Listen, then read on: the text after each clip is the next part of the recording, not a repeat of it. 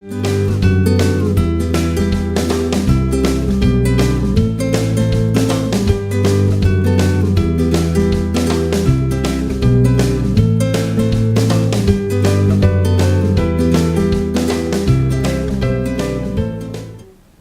Powell is the director of the Free Market Institute at Texas Tech University and a professor of economics in the Rawls College of Business. He is the North American editor of review of the Austrian Economics, past president of the Association of Private Enterprise Education, and a senior fellow with the Independent Institute. He earned his Bachelor's of Science in Economics and Finance from the University of Massachusetts at Lowell, and his master's degree and Ph.D. in Economics from George Mason University. Professor Powell is the author of Out of Poverty, Sweatshops in the Global Economy, and editor or co-editor of 4 other, including The Economics of Immigration, Market-Based Approaches, Social Science, and Public Policy.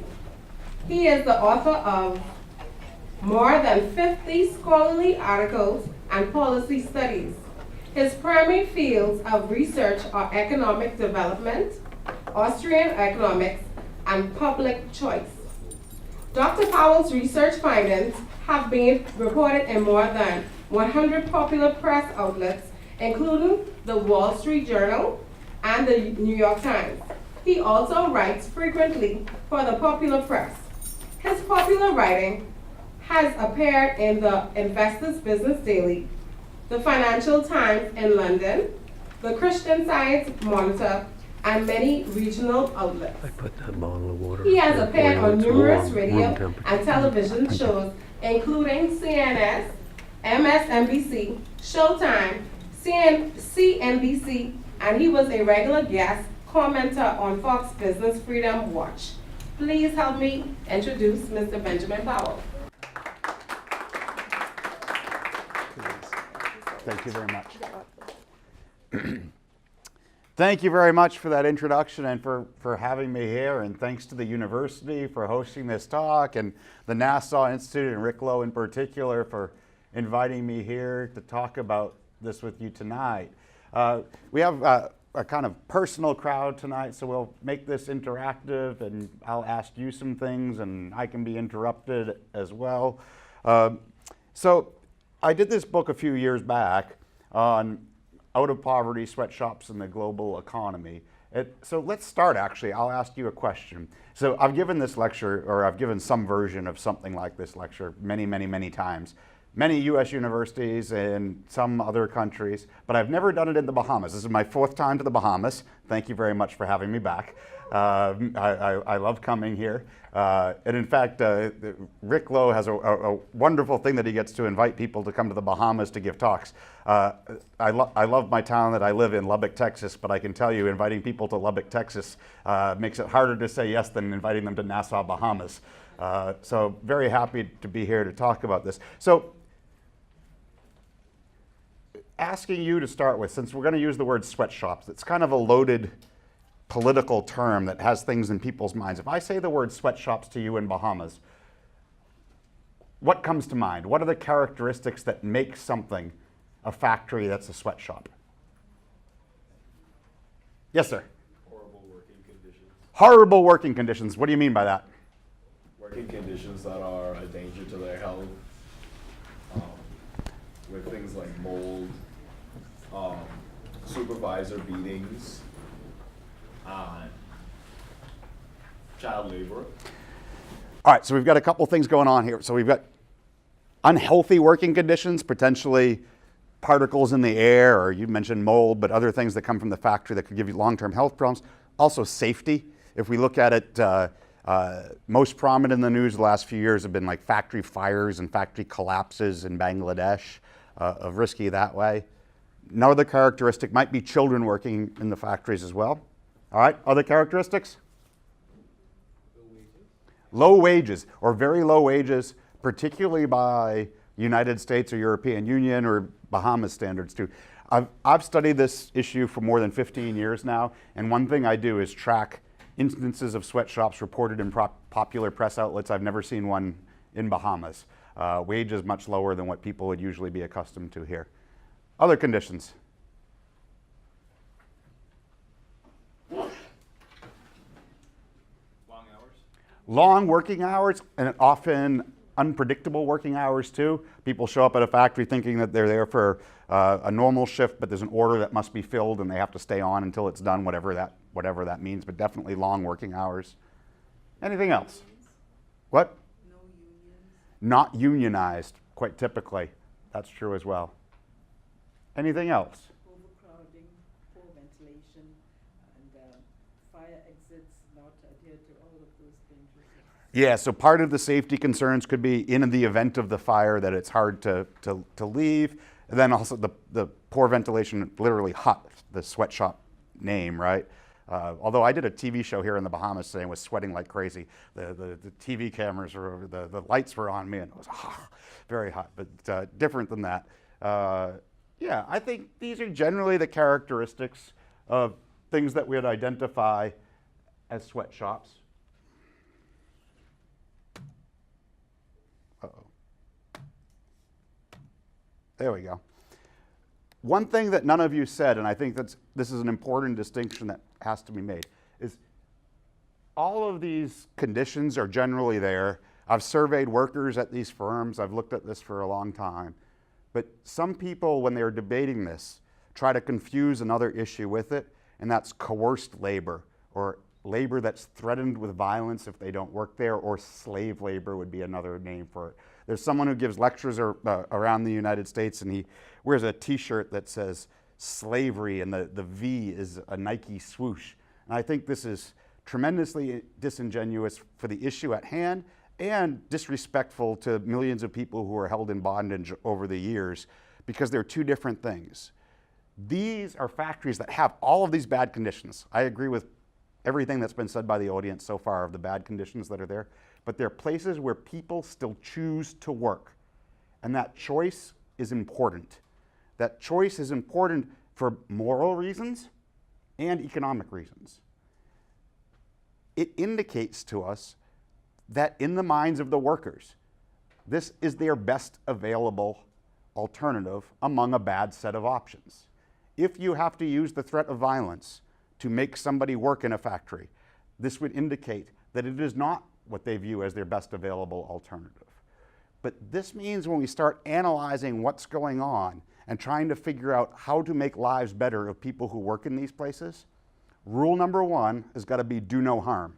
And harm would be taking away their existing first best option out of a bad set of options. We can talk about ways that we might get more options and better options for workers, and these are going to be important. But it has to start with not taking away the least bad option right now. That's an important distinction that people often blur in this debate. So then the question becomes, what will do this? So first, the kind of anti-sweatshop movement is a curious coalition of different groups. The AFL-CIO, these are unions in the United States and internationally. Unite is a garment workers union in the United States. I suspect you don't have one here, but I didn't look first. I don't know if the University of Bahamas has a United Students Against Sweatshop Labor chapter. These exist on multiple campuses in the United States. They started about 20 years ago at Duke University and spread to other campuses around the country. National Labor Committee, ILO, various celebrities. And when you look at the players in this, there's a kind of each differs in their recommended points of emphasis in terms of policy, but there's kind of a common core of things that most of them advocate for. These would be a minimum or a living wage. And by minimum or living wage, living is just a legal mandate for a minimum wage that's tied to some local cost of living. Improving health and safety working conditions, either more laws or enforcing the laws on the books more. Unionization, almost universally condemning child labor. As one activist from Ohio State University, a master's student, had put it, Everybody wants to have a living wage. Everybody wants to be able to take care of themselves and their family.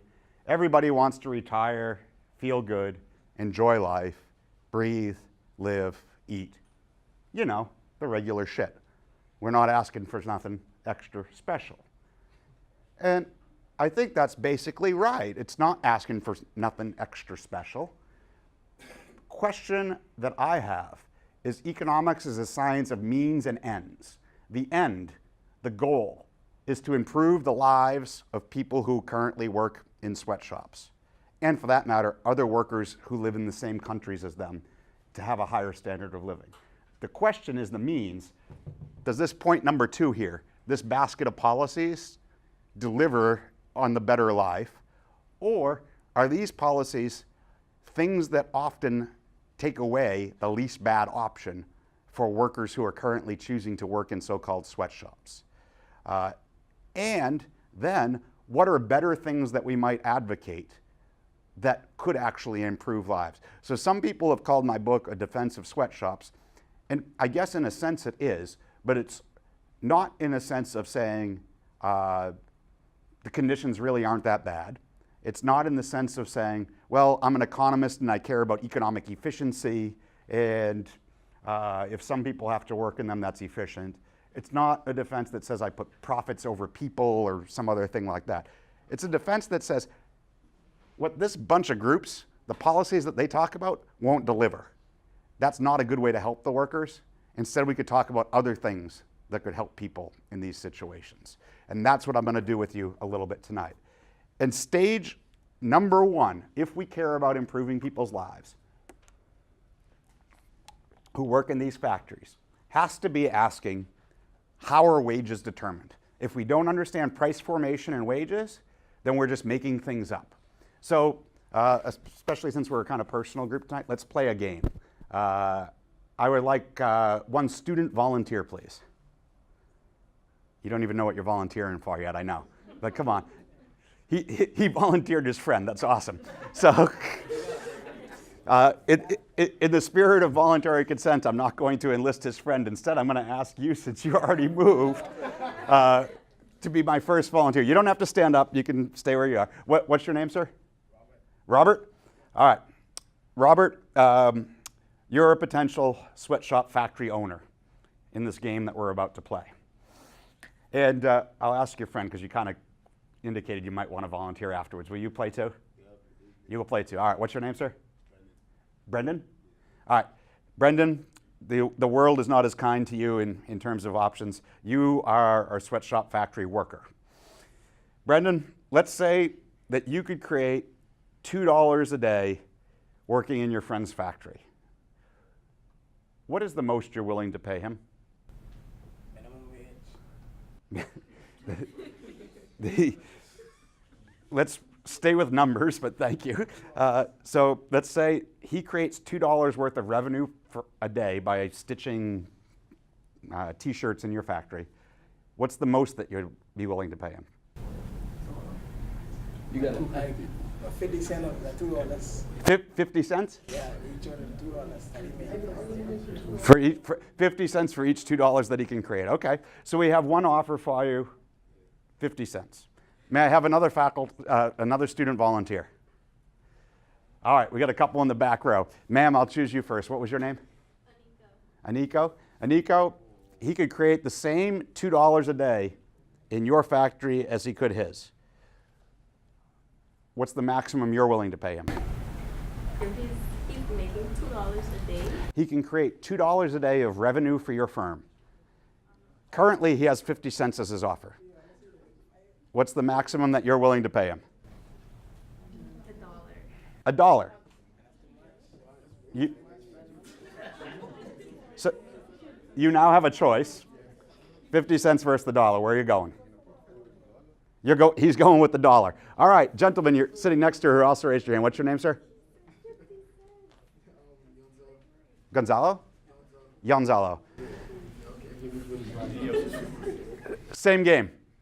He can create $2 a day of revenue for your firm. What is the, now pay attention to my word, most you're willing to pay him?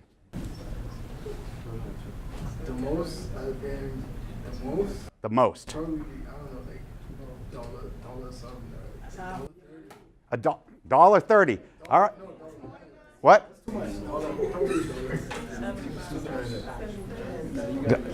So it sounds like you're getting an improved offer here. $1.30? Let's go. I see. Hey guys, everybody, come back here. Ready? Ready? Hey. All right. Now that we're all chatting, you sir in the Nike outfit, I've got a feeling that you've got a better offer for him. I'd probably pay him the $2. That's the. Now that. Hey. What's your name? I didn't catch it. Coercion? That's the maximum that you're willing to pay him. Right, because he creates up to $2 of revenue for you per day. If it was $2.01, what would you do? By the 1 cent? No. I'm sorry, I phrased that wrong. My fault. If you had to pay him $2.01 and he created you $2 a day of revenue, what would you do? I wouldn't pay him that. You wouldn't pay him that. You'd fire him, right? So that's the maximum. That's the upper bound. The most any worker is going to get paid is the amount they contribute to the firm's revenue.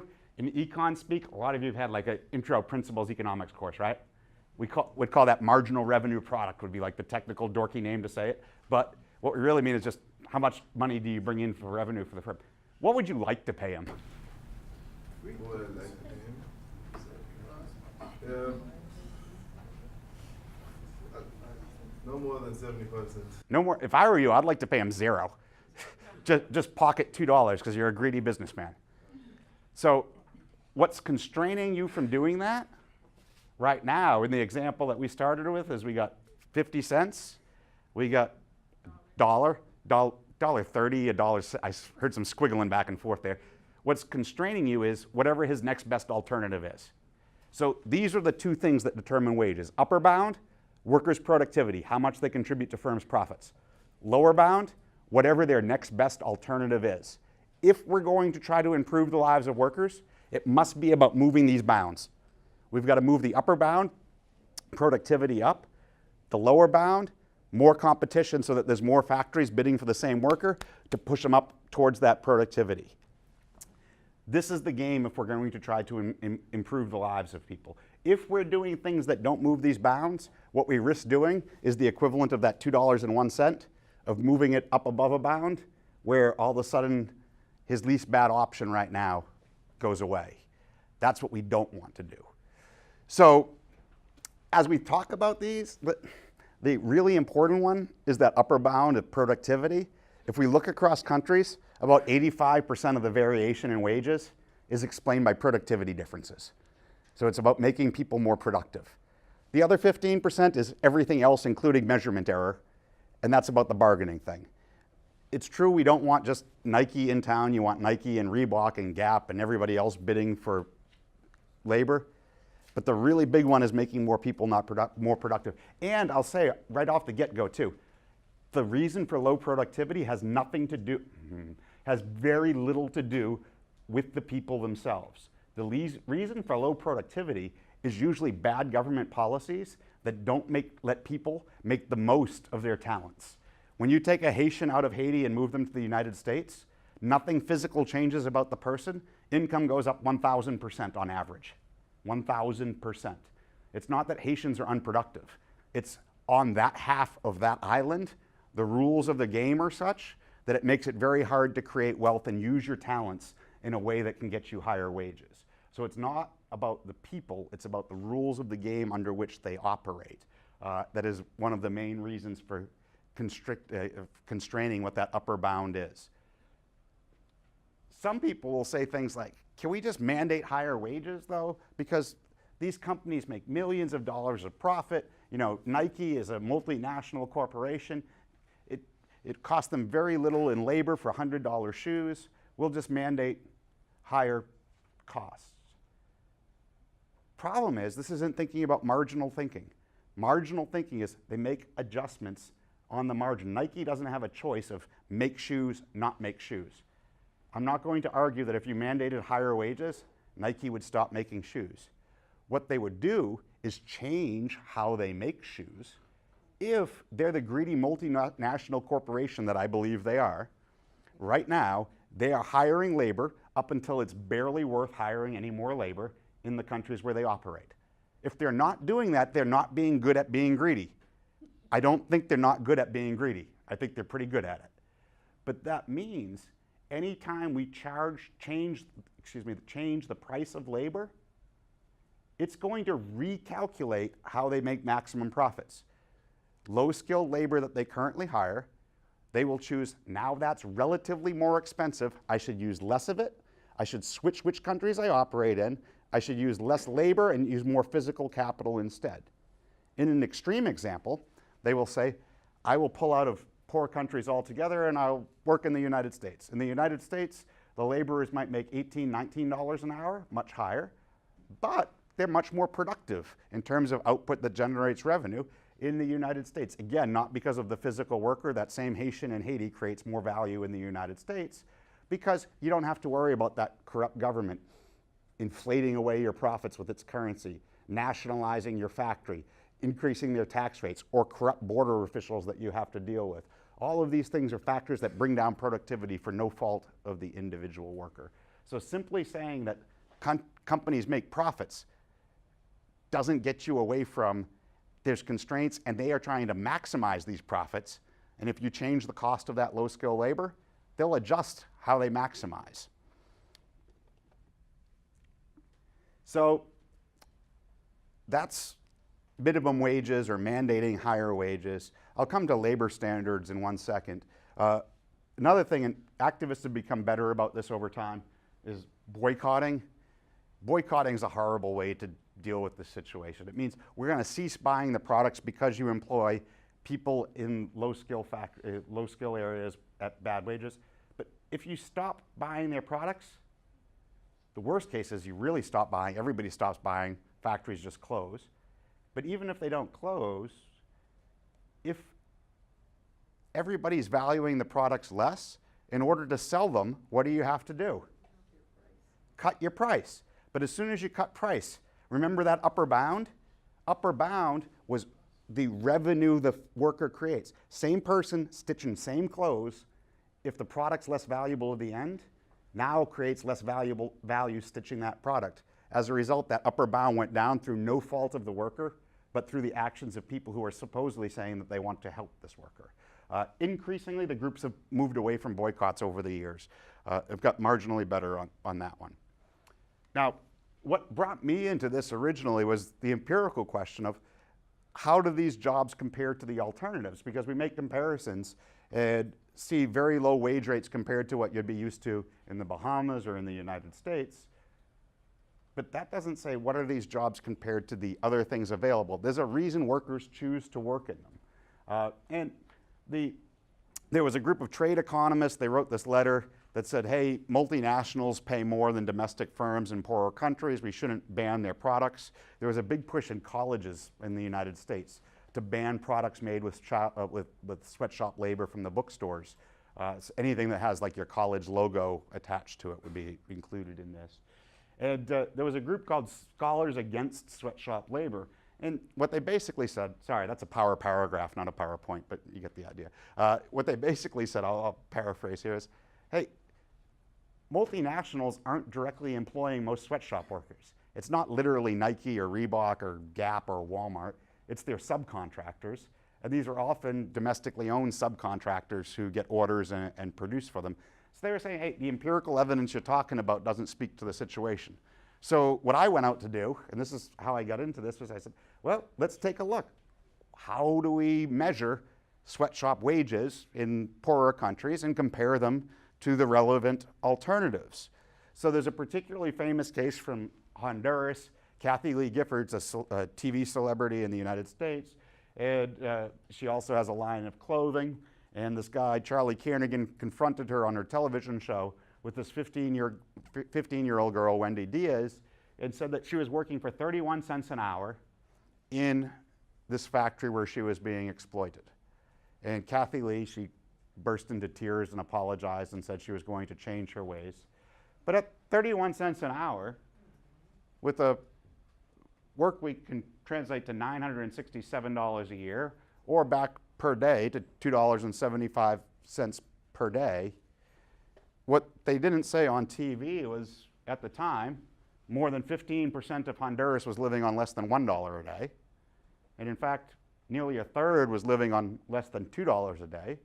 And as a 15-year-old, she was earning 37% above the national average. Now, I am fully on board for wanting this to increase. What I don't want to do is see you jeopardizing jobs that are like this when they're 37% above average. So what I started to do is I said, let's try to see, is this an outlier or is this the norm? How do these jobs compare on average?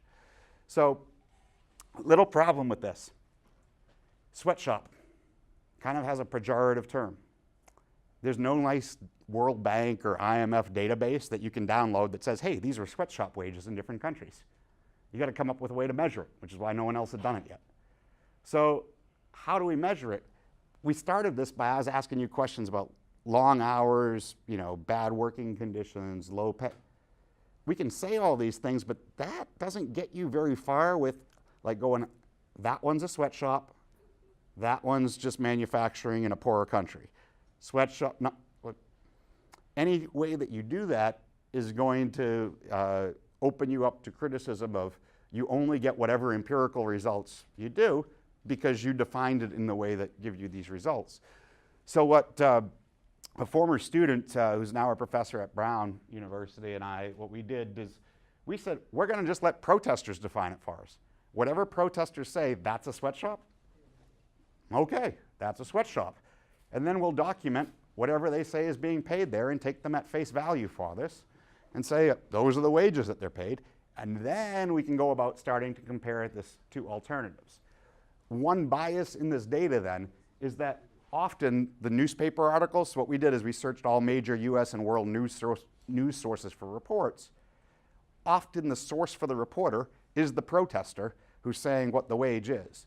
But if a protester is saying what the wage is, if there's anybody who has the incentive to use the least charitable currency exchange, piece rate to daily rate exchange, they're going to understate earnings, which means it's going to make it harder to say that these jobs are good compared to the alternatives. So if there's a bias in the data, it probably cuts against what I'm about to try to tell you.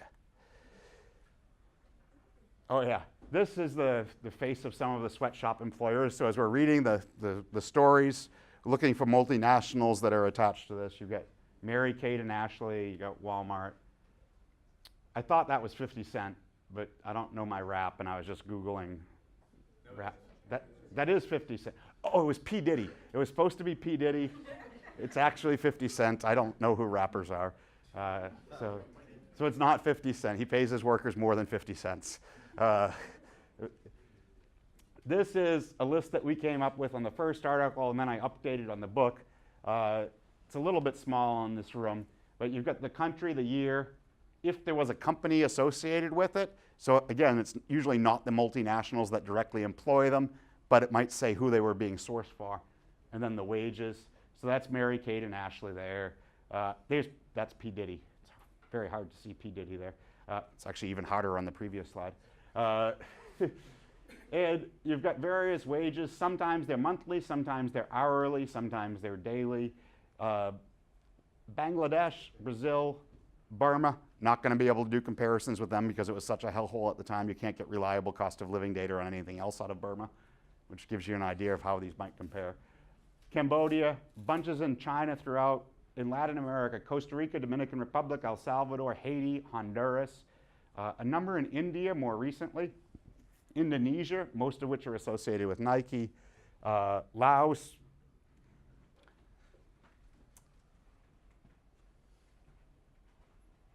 Mauritius, which is kind of an odd one, I'll explain in a minute, Nicaragua, a couple South Africa, Thailand, Vietnam.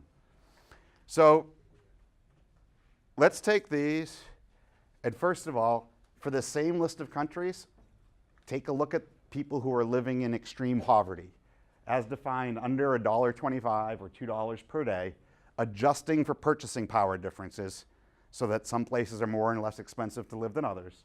And what you see is there's widespread extreme poverty in most of these countries. Even the relatively better ones in Latin America that you see, the Costa Rica, Dominican Republic, El Salvador, you're still 10 to 25% on average over this number of years of people living in extreme poverty. Some, Bangladesh, the one who's been in the news the most lately, over half the country under the $1.25. 85% at the under $2 standard. So when we see bad wages in a sweatshop in Bangladesh, we have to realize there's still a reason workers are choosing to work here. It's because the other alternatives are even that much worse. So taking that prior chart where we had all the wages, adjusting them for purchasing power differences, assume in this case a 60-hour work week, this is the wage that it generates. Certainly low by US standards, but compared to the extreme poverty that exists in these countries, these are a big step up, not just for the individual worker who's choosing it, but compared to large chunks of the population who are living in much worse conditions. And in some, remember this group here, which is the relatively lower Costa Rica, Dominican Republic, El Salvador, instead that's raising to $10 to about $17 per day income in those sweatshops. And even Bangladesh, the poorest of these, it's up over that $2 a day threshold. These averages aren't masking outliers. Out of the, I think it's 85 individual examples in that previous chart, 81 of them get above the $2 a day threshold working in the sweatshop. The 4 exceptions, 3 of them are in Bangladesh where the poverty is the worst. One is China back in 1997 when there was literally about 1 billion more people under the $2 a day standard in China than there is today. So let's up the bar of comparison. Let's compare to average incomes in these countries. So this here is the 100% line. Anytime these bars are up over 100%, that means working in the protested sweatshop in this country gets you an income more than average in your country. And for here, I'm showing you with 40, 50, 60, 70 hours. We don't have systematic data on how many hours a week people were working in these factories. But one of the characteristics of sweatshops that was mentioned is long working hours. In general, it's probably the 60, maybe even 70-hour estimate that's the more accurate. Couple like Cambodia, you can see it's a flat line.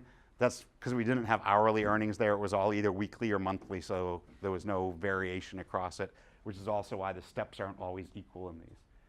What you see is a whole bunch of these aren't just better than extreme poverty, they're better than average. In some cases, like Haiti, Honduras, you're up here 200%, double average incomes. A lot of them, you can see, they're hanging around somewhere around average income for these countries.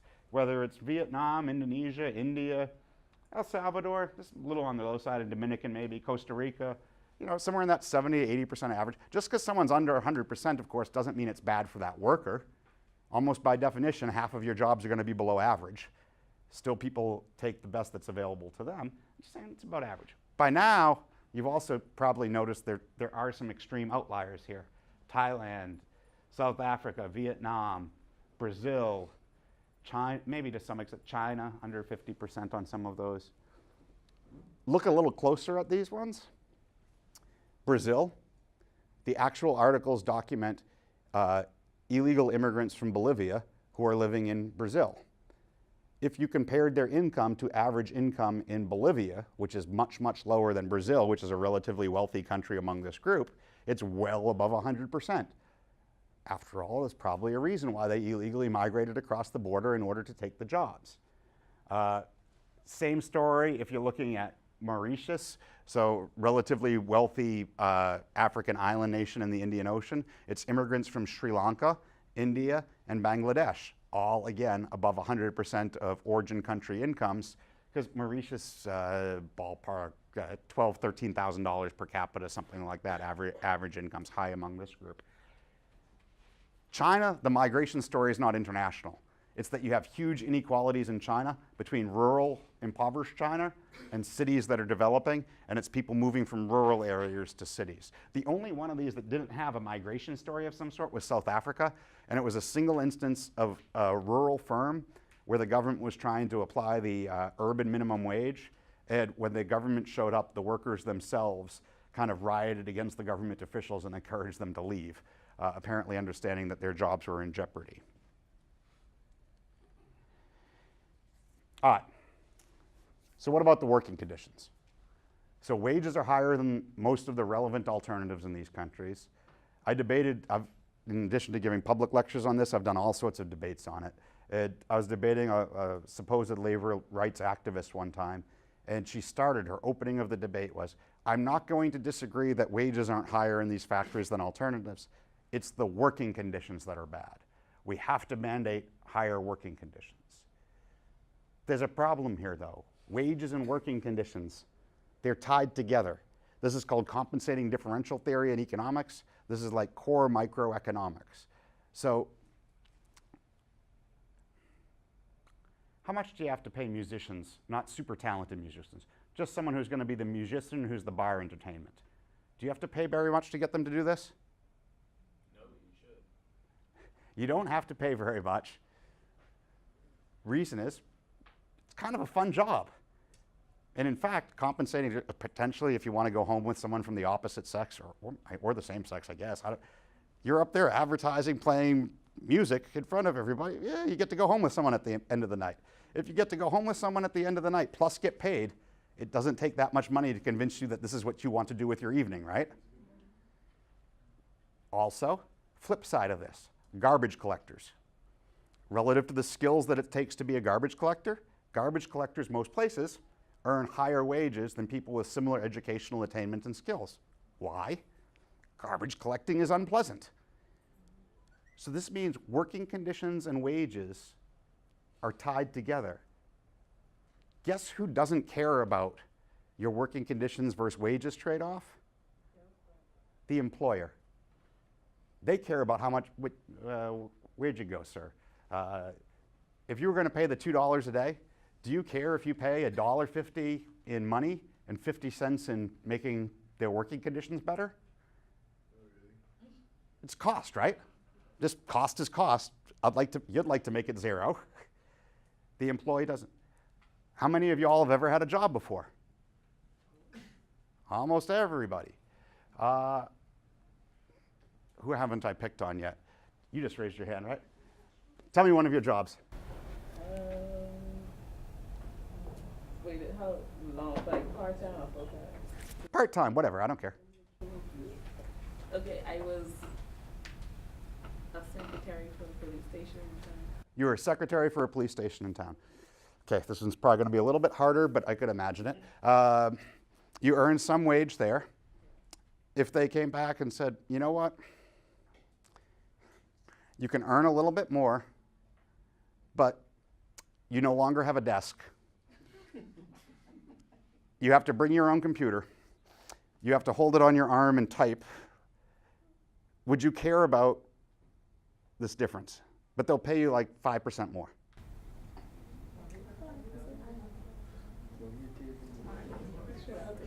You'll take it. 0.5%. No. So the point is, thank you. I didn't really care what her answer was. The point is the employees all care about the mix. You can all think about this in your own life. If you're ever a waitress, a waiter, imagine, oh my God, now I have to carry coffee pots above my head on roller skates. Is that worth 5% more wages, 10% more? There's some number. Pay you like LeBron James or something, and I'll carry a coffee pot above my head. But the point is, employees care. If employees care about a mix, and employers don't care, they care about the total cost, this means the mix is largely determined by employee preferences. Not perfectly for every individual employee, but on average, what the employees want is going to be reflected in that mix. So if we say, we've got to just mandate better safety, better health, this means employers will respond by, if the law says it, and it's actually enforced, I'll make it better health and safety, but I won't pay you as much in wages. And the result will be some activist from the United States feels happy, but some worker in a poor part of the world who's desperately trying to feed, clothe, and shelter their family would rather take on greater risks for that little bit more pay of getting more of the pay in terms of money rather than other benefits. Safety, more predictable hours, all of these other things are normal goods. As your productivity goes up, you consume more of them by taking more of your benefits in that. When you're desperately trying to feed, clothe, and shelter your family, you want all of the meager earnings that you get in the form of wage money. So she said this to me, I explained this in the debate, and she just said, oh, that's just economic theory. And I was like, yeah, but this is like microeconomics. This is the non-fiction side of the discipline, not macroeconomics. I can ask a question real quickly. Yeah. Are you assuming that there is a limited or a surplus of labor? I don't think that that impacts the answer to this question. So if you have a surplus of labor, lots of labor, the overall compensation package size is going to be smaller. How you divide that between money and non-money benefits is still going to be dictated by employee preferences, because an employer can always make more money by remixing the package if it doesn't fit employee preferences, even in a surplus labor situation. If you're not assuming a surplus of labor, then the conditions that you mentioned in terms of putting pressure on for the increase in wages would not exist. For example, when you look at the sweatshop, I assume your premise is that there's limited amount of labor, so these people have, there's a unlimited amount of labor, so the employees have, the employee choices multiple. They can kick out an employee today and have a new one replace him tomorrow. Sure. And because of those conditions, there's no upward pressure on salaries. So if there's no advocacy, then wages would stay suppressed. Well, why don't they cut wages then? They don't cut wages because they need the labor. You Right. see, so they keep it low because they know that the labor is replaceable. Yes. And, So- and they keep the labor low. Now, if it weren't for the advocacy for better conditions, and according to Sir Arthur Lewis, when you have the labor force becoming more educated, then there's an upward pressure on wages. Those countries that you mentioned are all developing countries Yep. that has a surplus of labor. I mean, unskilled labor force. Yep. So therefore, the wages can remain suppressed as a result of that. So there is a supply of labor and a demand for it that is going to dictate price, whether there's lots of labor or very little labor. And the price that we see in the market now, the overall price, reflects that balance.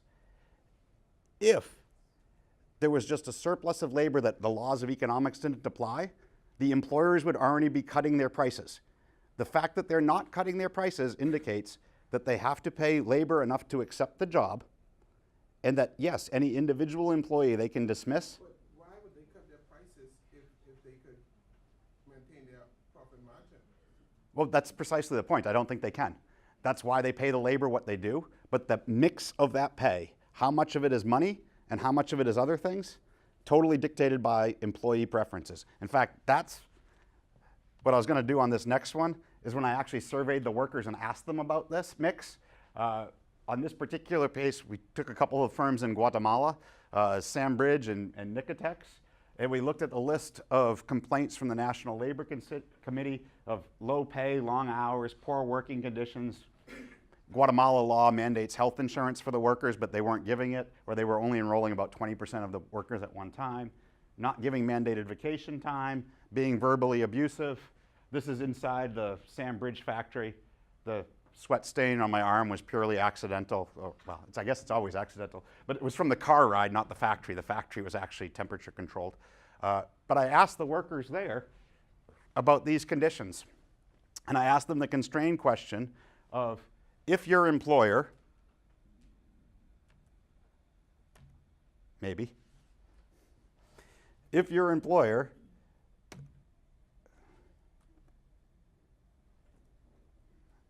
no idea why this is not working.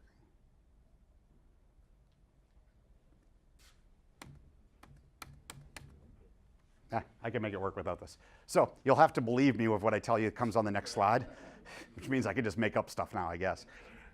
But what we asked them is, would you be willing to work for lower wages if your employer reduced your working hours, made your conditions healthier, made them safer, gave you the mandated health insurance, gave you paid vacation time? And then the follow-up question was, if so, que mucho cazares? And what we got, the follow-up question was worthless, because 90% of employees in almost all cases said, no, I wouldn't be working for any lower wages to change these working conditions. They wanted all of their meager income in terms of money, not of other things, which makes sense in terms of economic theory and common sense on this, I think. One of the firms signed an agreement with the National Labor Committee saying that they would improve some of these margins. More of the workers were less satisfied with their overall compensation afterwards than they were before. Meaning what basically happened is the firm changed to satisfy the preferences of rich consumers in the United States at the expense of the preferences of poorer workers in those countries. So now what I'll end with, instead of going through the slides on this, I'll just speak on it, is the process of economic development. This is the ultimate cure for the sweatshops and poorer working conditions generally. These are not new. Higher living standards are the byproduct of higher productivity. When people have more physical capital, more technology, and greater levels of education and human capital, they're more productive. That generates higher overall compensation, and that higher overall compensation translates into not just money wages, but better conditions, no child labor, these other margins that people care about. In fact, if we look at like the history of the United States and Great Britain, countries where if you go from pre-industrial standard of living to first world standard of living, it's like 100, 150 year process depending which country you're looking at and how you date pre-industrial and post-sweatshop. And today, that process happens so much quicker. Why does it happen so much quicker today? Well, because there's more capital and technology out there in the world. In fact, it happened faster in the United States than in Great Britain. Why? Well, where did we get the technology from? We started by stealing some of the ideas from Great Britain. Physical capital, some of the investment came from Great Britain. Quick, yell out some countries from me. Sweatshop countries circa 1960. What are the sweatshop countries? Nope. Back what? China? Starving to death. No factories. Hong Kong, there was one. India, not quite. Japan to some extent, and Japan's the weird one of this group because it had been an industrialized country decimated by World War II, immediately post-war years, something a little closer to that. But Japan, Taiwan, Hong Kong, South Korea, these are places in the 1950s and 60s that were the sweatshop countries. But what happened is in a generation, they went from pre-industrial to first world status. These are countries that have the foundations of economic development, which I'd say is the rule of law, a large degree of economic freedom, protection for private property rights. Put those in place, and it's not instantaneous, but it does compound much quicker today than what it did in the past because there's so much more capital and technology to flow out and flow in. I was on a radio show earlier today, and I think I mentioned I could actually see economic development on my child's toys. It's awesome. I think this is really cool. So you all seen Star Wars movie? Yeah. Right? So the old ones came out when I was a kid, right? So the fourth episode, first chronologically, right? I've got toys from my babysitter, actually. I didn't buy these toys. She gave them to me. And if you look on like the feet or the backs of the characters, it's like all of them, made in Hong Kong. By the time you get up to Return of the Jedi, that's 1984. It says on a made in Taiwan.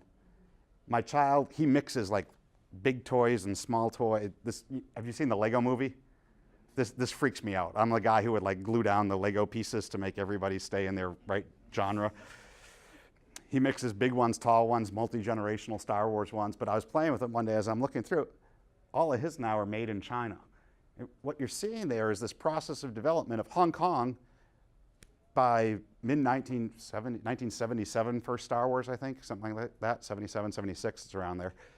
By then, Hong Kong had already developed from really sweatshop to now like low-grade trinket, but a better than apparel standards. And by the mid-1980s, Hong Kong had got more prosperous. These sweatshops are like the first rung of the ladder of economic development. What happens, some people will call this like a global race to the bottom. They're always going to leave for cheaper labor. They make it sound like they raped and pillaged. Hong Kong, what happened, right, is people went in there and hired low-skill labor to provide low-skill goods. Over time, capital accumulated, education improved, technology improved. Hong Kong became more productive. It made it too hard to hire people to do low-skill jobs. They were all working in finance and other things. As that happened, that toy production and apparel, it moved to Taiwan, it moved to South Korea. As they became wealthier, it left there. A lot of it's in China and then some of these countries that I showed you in the slides today. This is the process of how development occurs. The laws that rich countries have today that prohibit a lot of these bad working conditions didn't exist. The United States did not have substantive laws against child labor and worker health and safety when we were as poor as countries that have sweatshops today. The first anti-child labor law in the United States was in 1938. In today's dollars, the United States income was about $10,000 per capita, $10,500 per capita in 1938. As we look around the world today, child labor rates, if you hit $11,000 per capita, there's basically no child labor. Once you become wealthy enough to feed and clothe your family, child labor rates just drop. The best study on this I've seen is Vietnam in the 1990s, and all of the action was right around, I think, 1,800, 2,100 calories, something like that. Once a family could give that many calories to each family member, boom, kids leave the labor force. The laws, they come in afterwards. The child labor laws prior to that in the United States, my home state of Massachusetts, my original home state, it said in the 1840s, children under 12 can't work more than 10 hours per day in a factory. This was not a substantive constraint. The economists who have studied mandatory school attendance and anti-child labor laws find that these don't affect rates of school attendance or child labor. Instead, it's this process of development. As a country becomes richer, these things improve, and then they pass laws and codify it afterwards. So what I'll end with saying is, this is the real cure for sweatshops, is the process of development. Most of the things the anti-sweatshop groups advocate for, I think, would undermine the very process that leads to their elimination. Better policies, the United States, European Union should trade more freely. Allow the goods from poorer countries to come in with fewer tariffs and other barriers. That's a little bit of boost for economic development for them. The biggest thing that the European Union or United States could do for countries like that is increase the number of visas that they give people to move there, because that's economic development that happens like this, doesn't have to compound over generations. But these are different sorts of policies than what you usually see out of the anti-sweatshop groups. So with that, I will wrap up and take questions from you for the last few minutes that we have here.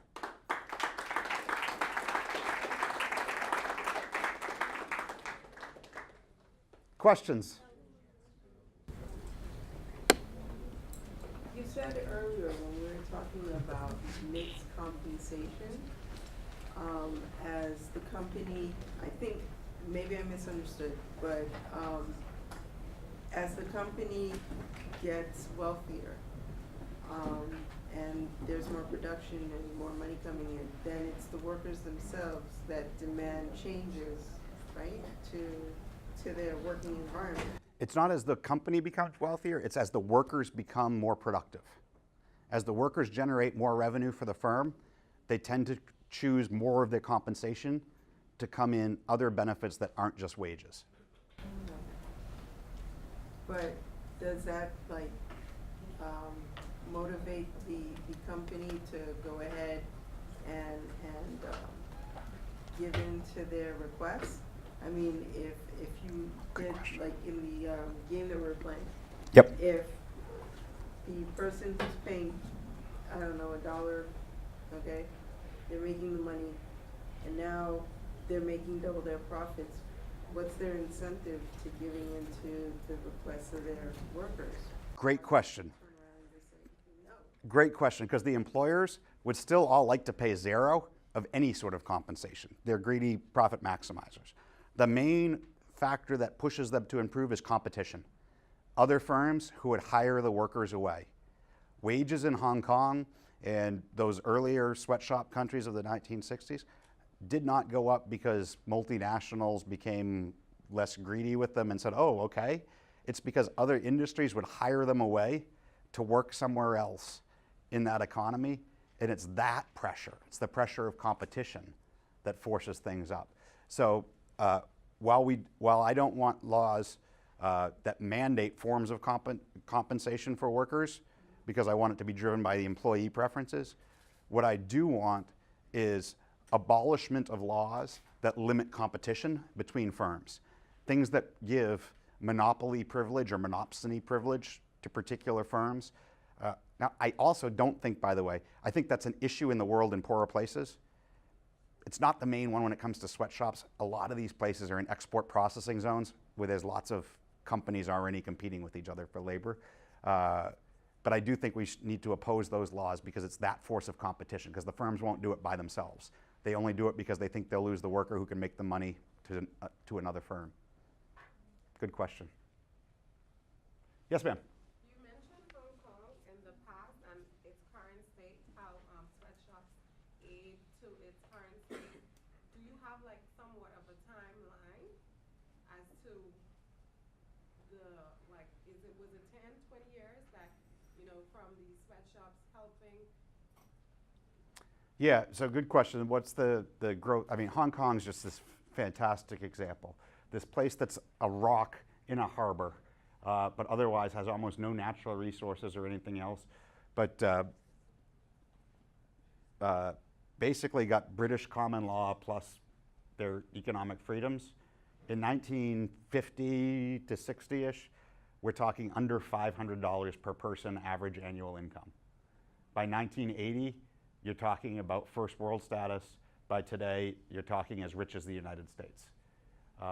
In fact, one of the coolest things I've done probably is stand on top of the ICC, International Commerce Center, I think, ICC Tower in Hong Kong, and look out and see in every direction something that just dwarfs Manhattan, but that 50 years ago was pre-industrial standard of living. The economic development, the transformation for the humanity that lives there and that continues to move there is just absolutely stunningly traumatic. And you can see the same thing in other parts of China today. I was in Shanghai last year, and same sort of thing. Peidong, the district across the river from it, became a free trade zone. And there, that used to be the slum of Shanghai. Today, if you just Google when you leave here, Shanghai skyline, what you will see is a picture of Pudong, not the traditional trading part of the city on the other side of the river. And that's happened 1990, 91, something like that is when it became a special enterprise zone in China. And in that small amount of time, it's exploded. Yeah? So can we also expect the same countries that you showed in the future for that? Great question. Answer is not necessarily. So my argument is not that sweatshops are a panacea that deliver transformation to economic development necessarily. They're a necessary but insufficient part of that process. So in countries that don't give a large measure of economic freedom, respect private property rights, have a tolerable rule of law, sweatshops are like a crutch that's the least bad option that is getting people by. In countries that do have those, what I would call fundamental contributors to economic development, economic freedom, property rights, rule of law, sweatshops are a stage that you go through and that you go through quicker now than before. So of that list of countries, looking at some of them, they're improving their economic freedom. Looking at others, not so much. For the ones who aren't, sweatshops are a sustaining equilibrium in the interim. For the ones who are, it's something you go through quickly. In fact, I know of no country in the world today that's rich that did not go through something that looked like low wages, poor working conditions. It might not be literally sweatshops in terms of stitching, but even like your oil-rich UAE, take a look at Google pictures of construction UAE 1970s, and you'll see very high-risk construction practices, low safety on the job there. They all go through something like this. So of that list, more optimistic about some than others, but it's entirely dependent on what they choose for their own policy. So union advocacy, basically as we think about it in Western, so is this anti-development? Towards development in these countries? I think we got to be a little bit more nuanced on the union question. I think employees voluntarily saying that they're going to bargain together with employers is perfectly fine and compatible with the process of development, but I also think we need to recognize if we're going to talk about overall standards of living in these countries, the main way unions get ahead is by restricting competition on the labor supply side of the market, which means trapping other people in their country in a worse option for the benefit of the workers. And it can be for the benefit of those workers, but I wouldn't call this development overall for the country. And I think it's also, by the way, no accident that it's unions in the United States and wealthy countries who want sweatshop standards imposed in labor agreements. And it's because they understand that poorer workers in the third world are their competition, and they're trying to outlaw their competition by pricing them out of the market. Because it comes back to America or the European Union then. I mean, a union's job is to raise the wages and working conditions of its members. The sweatshop workers, by and large, aren't members, which means why are the unions saying that we should have these policies? It's not for those workers. It's for their own member workers in wealthier countries, yeah, for the most part. All right, well, thank you all for participating this evening. Appreciate you.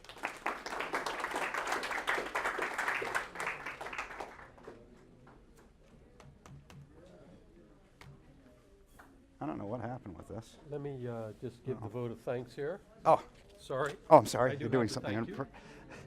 Thank you. I've got a little present here for you. But first of all, I'd like to thank all of you for coming. But we can't do this without our sponsors. The Templeton Religion Trust, Compass Point, Feel Good, Go Ahead Biscuits, and Arizona Drinks. And by the way, there are some refreshments in the back. Feel free to, on your way out, scoot through the back door and pick up an Arizona drink and some biscuits.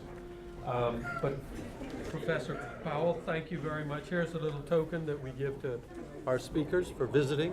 Beautiful. And hopefully it'll fit on your coffee table. Thank you. Thank you very much. Thank you again, ladies and gentlemen.